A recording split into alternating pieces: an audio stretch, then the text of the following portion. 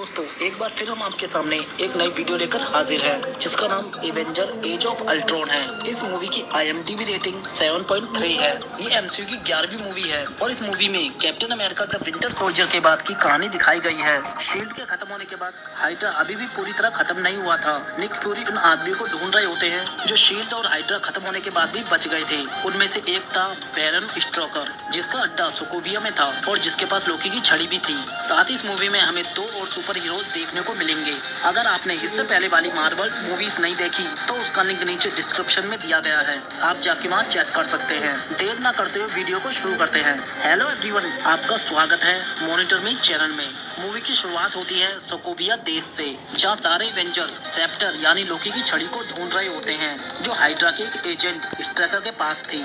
Avenger और striker के आदमियों में यहाँ जबरदस्त फाइट चल रही होती है। एवेंजर यहाँ सभी को मार रहे होते हैं और स्ट्राइकर के बेस तक पहुँचने की कोशिश कर रहे होते हैं। फिर हमें स्ट्राइकर को दिखाया जाता है जो अपने बेस में कुछ एक्सपेरिमेंट कर रहा होता है। वहाँ हम जुड़वा यानी पेट्रो और वांडा को भी देख सकते हैं। ये दोनों भाई बहन होते हैं। स्ट्राइकर ने आज तक जिन लोगों पर भी एक्सपेरिमेंट किया था उनमें सिर्फ यही 2 लोग बचे थे। साथ ही छड़ी की मदद से इनमें कुछ शक्तियां भी आ गई थी, जैसे पेट्रो को स्पीड पावर मिल गई थी और वांडा को माइंड कंट्रोल और टेलीकाइनेसिस पावर। स्ट्राइकर इन दोनों के अलावा भी एक रोबोट तैयार कर रहा था। फिर आयरन मैन उस बेस के अंदर चला जाता है और स्ट्राइकर के आदमियों को मारकर उसके कंप्यूटर से सारी जानकारी ले लेता है। फिर उसे यहाँ एक खुफिया जगह मिलती है जहाँ उसे छड़ी दिखती है, लेकिन तभी पीछे से वांडा आ जाती है और उसके दिमाग में उसके सबसे बड़ा डर होता है कि एलियन दोबारा धरती पर पेट्रो ये सब देख रहे होते हैं, नुकसान न पहुंचा सके। उधर अल्ट्रॉन वाइब्रेनियम को लेकर डॉक्टर हेलन के पास चला जाता है और लोकी की छड़ी की मदद से उसे मैनिपुलेट कर देता है। अल्ट्रॉन उससे अपने लिए एक नया मजबूत वाइब्रेनियम की बॉडी बनवाना चाह रहा था जिसमें मांसपेशियां भी हों ताकि वो इंसान से बेहतर लग सके। इधर हम थोर को देख सकते हैं जो हुकाई के घर पर होता है। फिर वो यहाँ से निकलकर सीधा लंदन में डॉक्टर एरिक सेल्विक के पास चला जाता है। वो यहाँ उनसे कुछ पूछने आया था जो उसे वांडा ने दिखाया था। फिर वो दोनों वाटर ऑफ साइड्स नाम की जगह पर जाते हैं जहाँ थोर उस तालाब में चला जाता है। तब उसे वहाँ 4 इन्फिनिटी स्टोन दिखते हैं। साथ ही वो देखता है एसगार्ड को नष्ट होते हुए। फिर वो सपने में एक नए इंसान का जन्म होते हुए भी देखता है। इसके बाद हम होकाई के घर पर टोनी और स्टीव को देखते हैं जो लकड़ियां काटते हुए बातें कर रहे होते हैं। तभी वहाँ होकाई की वाइफ आ जाती है और टोनी से अपने ट्रैक्टर को देखने को कहती है जो गैरेज में खड़ा था। फिर टोनी जैसे ही गैरेज में जाता है उसे वहाँ निक फ्यूरी मिलते हैं जो यहाँ एवेंजर की मदद करने आए थे। फिर निक फ्यूरी सबको बताते हैं कि अल्ट्रॉन अपने लिए उस वाइब्रेनियम से कुछ बना रहा है और वो किसी कोड की तलाश कर रहा है और वो कोड परमाणु बम का कोड है, लेकिन कोई उसे ऐसा करने से रोक रहा है। तभी बैनर समझ जाता है कि वो अपने लिए एक रोबोट बना रहा है जो वाइब्रेनियम का होगा, जो बहुत मजबूत और हम सबसे ज्यादा शक्तिशाली होगा और वो अपने आप को विकसित कर रहा है। निक फ्यूरी यहाँ इन सबको एक करने आए थे। फिर स्टीव नताशा और हुकाई को लेकर डॉक्टर हेलन की लैब की ओर चला जाता है। वहीं टोनी ओस्लो जाता है उसका पता लगाने जो उनकी मदद कर रहा था कोड को चेंज करके। इसके बाद हमें डॉक्टर हेलन चो को दिखाया जाता है जिन्होंने अल्ट्रॉन का विकसित रूप बना दिया था वाइब्रेनियम और मांसपेशियों को मिलाकर। फिर अल्ट्रॉन उस छड़ी के ऊपरी हिस्से को तोड़ देता है और उससे एक पत्थर निकलता है जिसका नाम माइंड स्टोन होता है और वो उसे अल्ट्रॉन के सर पर लगा देता है। फिर अल्ट्रॉन अपना प्रोग्राम उस नए में अपलोड करने में लग जाता है।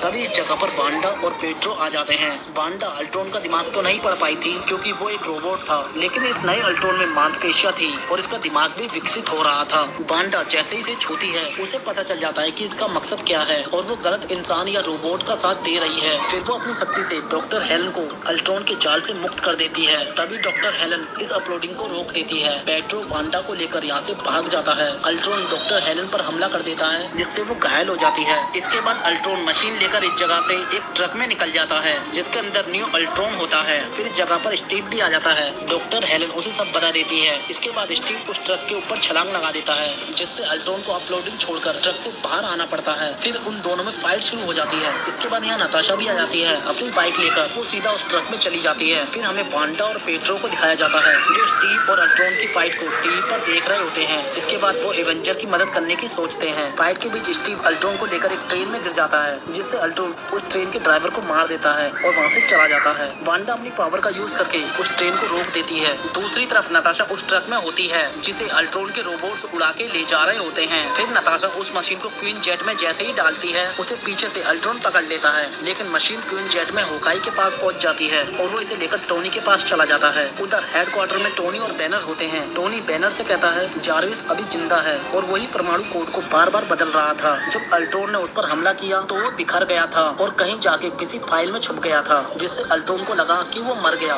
लेकिन टोनी ने इसे दोबारा बनाया तो वो वापस आ गया। इसके बाद टोनी बैनर से अल्ट्रॉन के अंदर जारविस के प्रोग्राम को डालने को कहता है। वो भी तैयार हो जाता है। फिर वो दोनों जारविस के प्रोग्राम को अपलोड करने में लग जाते हैं। वो तकरीबन 97% अपलोड कर चुके होते हैं। तभी यहाँ स्टीव आ जाता है और उनसे ये सब बंद करने को कहता है, लेकिन टोनी और बैनर ऐसा करने से मना कर देते हैं। तभी इनमें लड़ाई शुरू हो जाती है। फिर जगह पर थोर आ जाता है और अपनी बिजली से उस मशीन को चार्ज कर देता है, जिससे जारविस बाहर आ जाता है, लेकिन उसका नाम जारविस नहीं विजन होता है। सबको लगता है कि इसे अल्ट्रॉन ने बनाया है, इसलिए ये बुरा है और वो आपस में बहस करने लगते हैं। इसी बीच विजन अपनी सफाई दे रहा होता है। तभी विजन थोर का हथौड़ा उठा लेता है। तब सबको यकीन हो जाता है कि ये अच्छा इंसान है और बहुत ताकतवर भी। वो ऐसा इसलिए कर पाया क्योंकि उसके पास माइंड स्टोन होता है। इधर होकाई ने नताशा का पता लगा लिया था जो सोकोविया में थी और वहीं अल्ट्रॉन भी था, इसलिए सारे वेंजर सोकोविया जाने की तैयारी करते हैं, जिसमें वांडा, पेट्रो और विजन भी शामिल होते हैं। लेकिन सोकोविया में लड़ाई करने से पहले उन्हें सोकोविया को खाली करवाना था, इसलिए वांडा और पेट्रो ये काम बखूबी करने लग जाते हैं। फिर ये सारे वेंजर सोकोविया पहुंच जाते हैं। ब्रूस नताशा को ढूंढ लेता है और उसे बाहर निकाल लेता है। ब्रूस नताशा से इस लड़ाई से दूर चलने के लिए कहता है, लेकिन नताशा उसे किस करती है और नीचे खाई में धक्का दे देती है, जिससे ब्रूस हल्क बन जाता है। इसके बाद इस जगह पर विजन भी आ जाता है, जो अल्ट्रॉन को पकड़कर उसे इंटरनेट से मिटा देता है, जिससे वो दोबारा भाग ना सके। और बाकी के सारे वेंजर लोगों को उन रोबोट से बचाते हैं जो अल्ट्रॉन ने बनाए थे। अल्ट्रॉन ने सारे वाइब्रेनियम से एक मशीन बनाई थी, फिर उस मशीन को उसने चालू कर दिया था, जिससे पूरा शहर आसमान में उड़ने लगा था। उसने ऐसा इसलिए किया क्योंकि जारविस ने उसे परमाणु बम का कोड नहीं लेने दिया था। उसका पहले प्लान दुनिया पर परमाणु बम छोड़ने का था, लेकिन अब उसे वो बदलना पड़ा, इसलिए उसने सोकोविया में मशीन बनाई थी ताकि बाद में खत्म हो सके। इसके बाद निक फ्यूरी अपना एयरक्राफ्ट लेकर आ जाते हैं, जिसमें बहुत सारी लाइफ बोट होती हैं ताकि यहाँ के लोगों को आसानी से बाहर निकाला जा सके। इसके बाद सारे लोग उस एयरक्राफ्ट पर जाने लगते हैं। रोडी भी अपनी वॉर मशीन के साथ यहाँ आ जाता है और अल्ट्रॉन के रोबोट्स पर हमला शुरू कर देता है। इधर सारे वेंजर उस मशीन की रक्षा करते हैं, क्योंकि अगर अल्ट्रॉन दोबारा उस मशीन के पास पहुँच जाता तो वो पूरे शहर को नीचे गिराने में कामयाब हो जाता। इसलिए अब एक तरफ एवेंजर की पूरी टीम होती है और दूसरी तरफ अल्ट्रॉन और अल्ट्रॉन की आर्मी। फिर सारे वेंजर अल्ट्रॉन की आर्मी पर भारी पड़ते हैं। वांडा अपनी पावर का इस्तेमाल करके सभी रोबोट्स को चीर कर रख देती है। आने वाले टाइम में वांडा मार्वल्स की सबसे पावरफुल कैरेक्टर होगी। हल्क भी यहाँ सब रोबोट्स को फाड़ के रख देता है। विजन भी अपनी पावर से रोबोट्स की बैंड बजा रहा होता है। फिर विजन, थोर और आयरन मैन तीनों मिलकर अल्ट्रॉन पर अपनी पावर से हमला कर देते हैं। उसका सूट वाइब्रेनियम से बना होता है, इसलिए कुछ देर तक तो वो झेल लेता है। इसके बाद उसका सूट फटने लगता है। तभी हल्क आके उस पर वार कर देता है, जिससे वो शहर से नीचे गिर जाता है। ये देखकर इसके सारे रोबोट्स इस जगह से भागने लगते हैं और एवेंजर एक एक करके इन सबको खत्म कर देते हैं। वो एक को भी यहाँ से भागने नहीं देते, क्योंकि अगर एक भी रोबोट्स यहाँ से बच जाता तो दोबारा वो इंटरनेट से जुड़ जाता। फिर उसे मारना बहुत मुश्किल था। जब ये सब खत्म हो जाते हैं तो होकाई, नताशा और पेट्रो बोट पर चले जाते हैं। होकाई जैसे ही बोट पर जाता है, वहाँ एक औरत रो रही होती है क्योंकि उसका बच्चा उससे बिछड़ गया था। फिर होकाई उस बच्चे को लेने जाता है। वो उस बच्चे के पास जैसे ही जाता है, अल्ट्रॉन क्वीन जेट से उस पर हमला कर देता है, लेकिन बीच में पेट्रो उसे बचाने आ जाता है, जिसमें उसकी मौत हो जाती है। तभी हल्क उसकी क्वीन जेट पर चला जाता है और उसे क्वीन जेट से नीचे फेंक देता है। पेट्रो के मरने के बाद वांडा बहुत गुस्से में आ जाती है, जिससे उसकी पावर और भी ज्यादा बढ़ जाती है। वो सीधा अल्ट्रॉन के पास जाती है और उसके सीने से दिल जैसी मशीन निकाल लेती है, जिससे अल्ट्रॉन खत्म हो जाता है। लेकिन अभी पूरा शहर उड़ रहा होता है। इसके बाद टोनी और थोर मिलकर वाइब्रेनियम की मशीन को तोड़ देते हैं, जिससे पूरा शहर फट जाता है और नीचे गिर जाता है। तभी इस फाइट में एक रोबोट बच जाता है और भागने की कोशिश कर रहा होता है, लेकिन रास्ते में विजन उसे रोक लेता है और उसे खत्म कर देता है, जिससे सारे अल्ट्रॉन खत्म हो जाते हैं और एवेंजर जीत जाते हैं। इसके बाद हमें होकाई को दिखाया जाता है, जो रिटायर होकर अपने घर चला जाता है। फिर सारे एवेंजर नए बने एवेंजर हेडक्वार्टर में चले जाते हैं। थोर यहाँ से एसगार्ड वापस चला जाता है उन इन्फिनिटी स्टोन का पता लगाने। वहीं टोनी भी अपने घर चला जाता है। इसके बाद हमें हल्क को दिखाया जाता है जो एक क्वीन जेट में होता है, लेकिन वो उससे वापस नहीं आता। वो क्वीन जेट को लेकर एक नए प्लेनेट पर चला जाता है। फिर यहाँ स्टीव और नताशा बाकी सभी एवेंजर को बेहतर एवेंजर बनाने की ट्रेनिंग देते हैं, जिनमें वांडा, विजन, वॉर मशीन और फॉल्कन होते हैं। फिर हम इसके मिड क्रेडिट सीन में थैनोस को देख सकते हैं जो गोंगलेट पहन लेता है, क्योंकि थैनोस ने अभी तक जिसको भी इन्फिनिटी स्टोन लेने भेजा था वो नाकाम रहे थे। इसलिए अब थैनोस ने खुद ही इन्फिनिटी स्टोन लाने का फैसला किया था। मैं खुद ही कर लूंगा। दोस्तों